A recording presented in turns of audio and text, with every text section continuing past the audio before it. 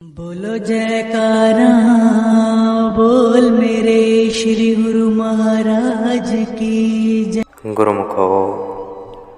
गुरुमुख और मायावी जीव में कितना अंतर है। मायावी जीव पर माया ने इतने आवरण चढ़ाए हुए हैं कि उसे अपनी हानि लाभ का कुछ पता ही नहीं चलता। माया युक्त श्याई मन को क्या पता चले कि भक्ति रूपी सफ़ेदी किसे कहते हैं। जैसे अंधेरे में मार्ग दिखाई नहीं देता, ऐसे ही माया की जंजीरों में जकड़े हुए मायावी जीव की दशा है। वह समझता है कि दुनियावी सुख ऐश्वर्यों के भोगों में विषय वासनाओं की पूर्ति करना ही जीवन का ध्येय है। यही कारण है कि तृष्णा लोभों वासनाओं में जकड़ा हुआ मनुष्य इसी अंधकार में ही भटक रहा है। उसे इस अंधेरे में जीवन व्यतीत करना ही सुख में प्रतीत होता है। कितनी भूल है कि विष को कोई अमृत समझकर पी ले तो क्या विष अपना प्रभाव नहीं दिखाएगा। ऐसे ही मायावी जीव इस संसार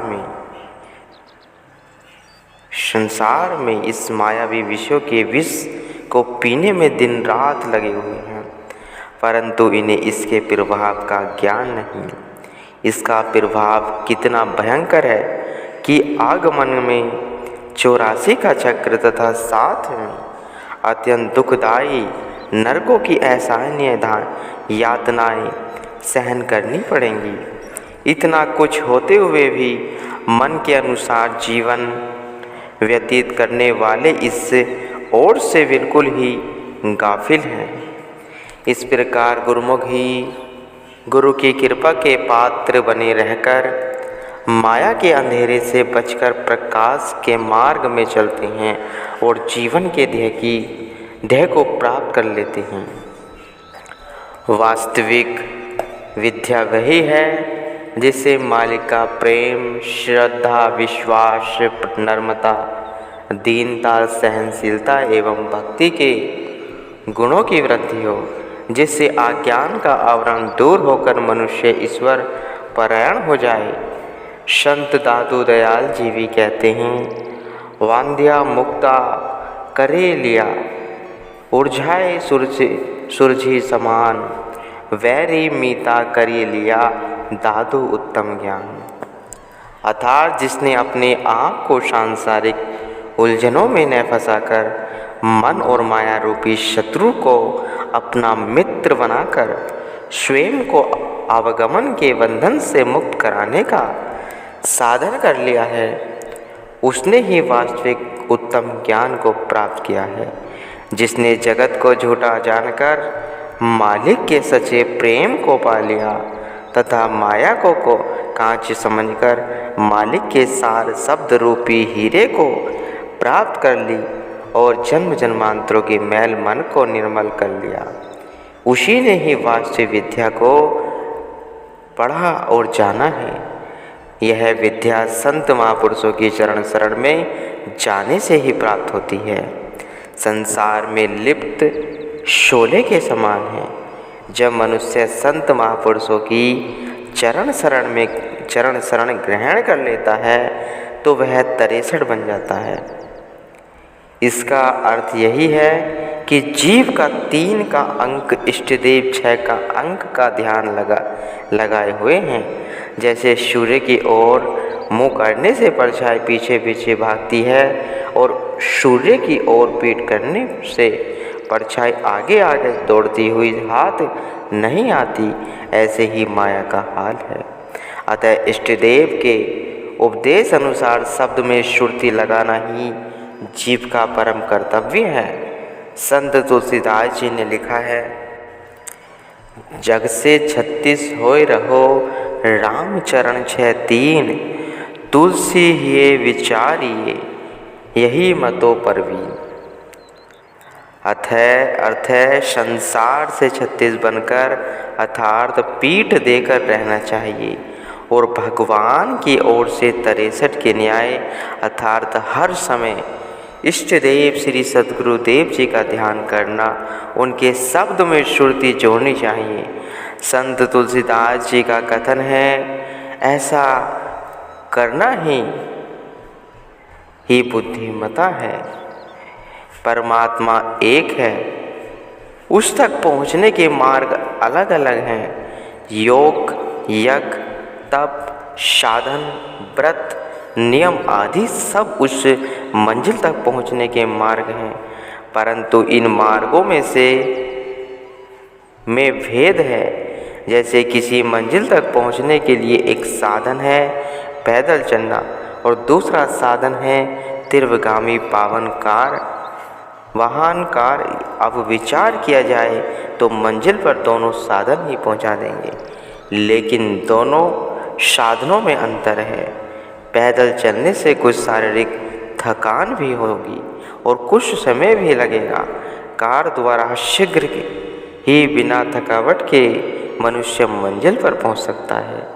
ऐसे ही व्रत, तप, संयम आदि परमात्मा से मिलने के साधन तो हैं, परंतु इस रास्ते से मंजिल तक पहुंचने में समय अधिक लगता है। संत महापुरुष प्रेम भक्ति को सर्वोत्तम साधन बतलाते हैं। उनका उपदेश है कि सद्गुरु का शब्द वह सरल साधन है जिससे श्रुति मालिक के ध्यान में स्थित होकर मंजिल को शीघ्र प्राप्त करने में समर्थ हो जाती है। अतः इस सर्वोत्तम साधन से मंजिल को पाना ही मनुष्य जन्म का वास्तविक ध्येय है।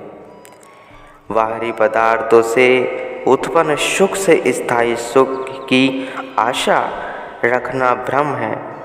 कारण यही है कि संसार के भोग तो रोग के समान होते हैं, क्योंकि जितने ही भोगैश्वर्यों के साधन जुटाने की कामना बढ़ती जाती है, उतना ही अधिक मनुष्य चिंताग्रस्त तथा अशांत होता जाता है।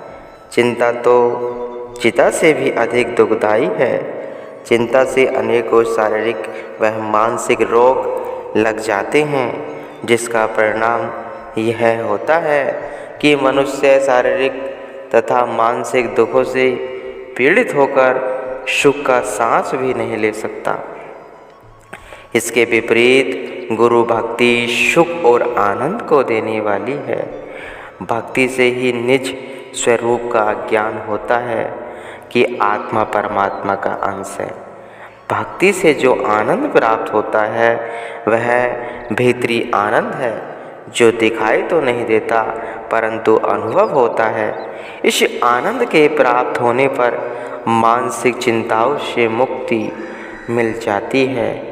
इस लोक में भी सुख से जीवन व्यतीत करते हुए परलोक भी सुखमय बनता है।